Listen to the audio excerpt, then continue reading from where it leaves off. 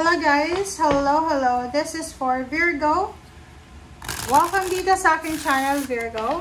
Alamin natin kung anong messages, vibration, gabay, energy para sa inyong lahat. Okay, tingnan natin Virgo kung anong messages. Okay, please like, share, and subscribe para sa mga Virgo na nandito sa ngayon kung bago kayo sa channel ko. Alright, so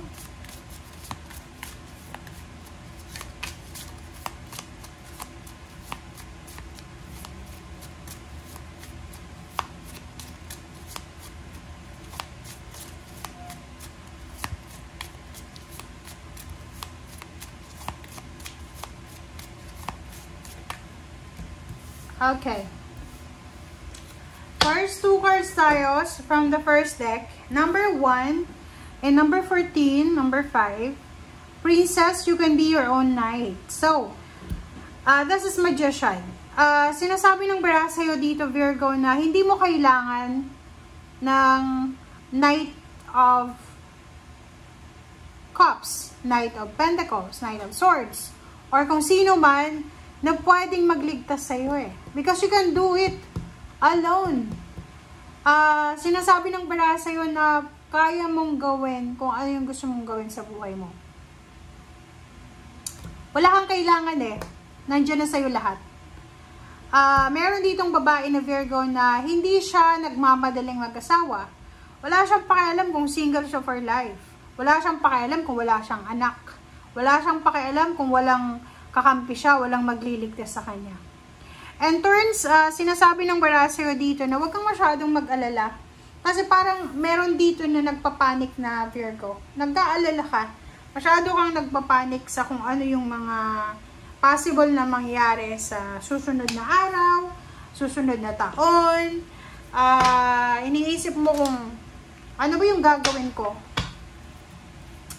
Ano ba ang gagawin ko para mag-improve yung buhay ko? Ano ba yung, tama ba yung plano ko? Parang gano'n. So, oops, sorry. Oh, sorry. Okay.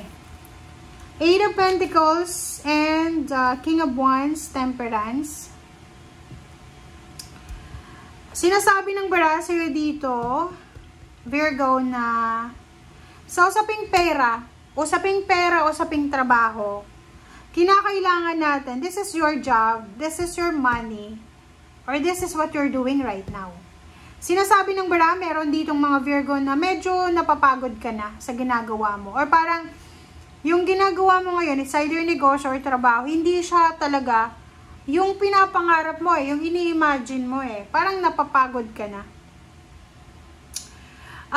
Mayroon ditong Virgo na nasa trabaho ka ba? Okay? Nagtatrabaho ka sa linggong ito, pero kailangan mo ng focus eh. Kasi parang nawawalan ka ng focus sa linggong ito. Tingnan mo yung Eight of Pentacles dito.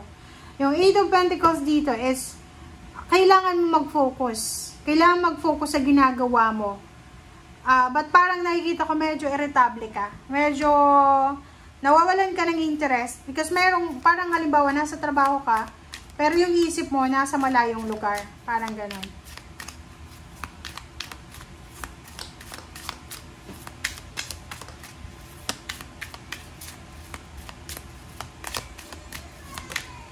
Alright. The Lovers. Oh, this is love life. Oh, yun na nga. So, nakikita ko sir dito, merong mga Virgo na maybe you're in a relationship, pero nasa long distance relationship kayo. Sinasabi ng barasero dito na possible na kailangan mong magpahinga sa linggong ito. Wait lang guys kasi kailangan ko siyang takpan. Okay, kukuha ko ng isa pa.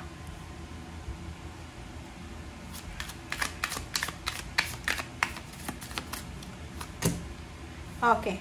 So, dito sinasabi ng barahan na meron ditong Virgo na nasa trabaho ka or maybe may ginagawa kang importanteng task ngayon. Yun, nagtatrabaho ka or may negosyo or may ginagawa kang importante. Pero, hindi ka masyadong nakafocus, which is, kailangan mo mag-focus ng maayos, ng mabuti.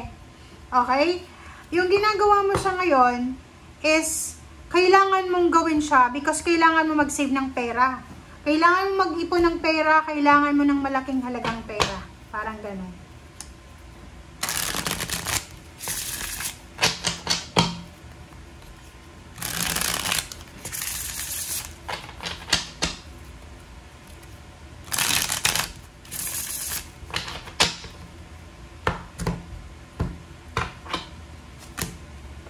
Okay, Queen of Pentacles, sabi ko na eh.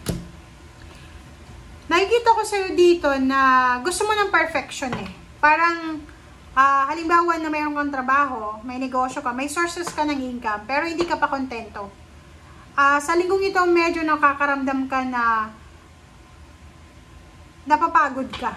Okay? Napapagod ka, pero wala kang choice kasi marami kang obligations. Marami kang, kumbaga nag-iipon ka ng pera para sa future mo or sa kung saan pa man. Isang earth signs, Virgo, Capricorn, and Taurus, and water sign, Pisces, Scorpio, and Cancer, ang posibleng kailangan mag-usap sa linggong ito. Kailangan yung mag-usap. It's either this is collaboration, this is business collaboration, or maybe this is emotional problems or kano pa man. Okay, King of Cups.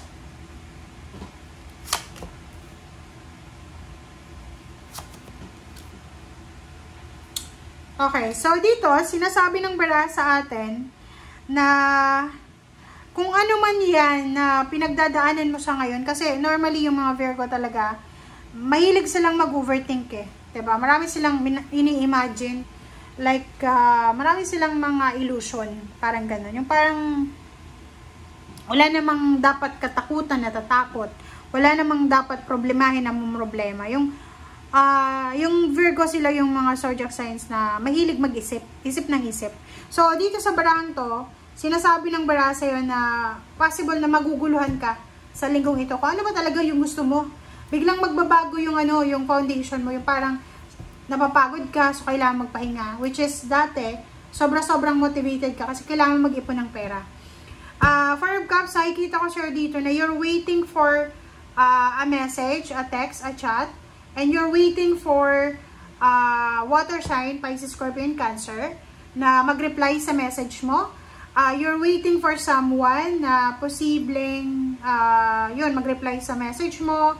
Someone na kausapin ka, parang ganon. Or you're waiting for an information, or pwedeng nag-aantay ka ng balita from someone para gumawa ka ng decision. Kumbaga, hindi ka makagawa ng decision kasi hinihintay mo yon na clarification na yon or confirmation.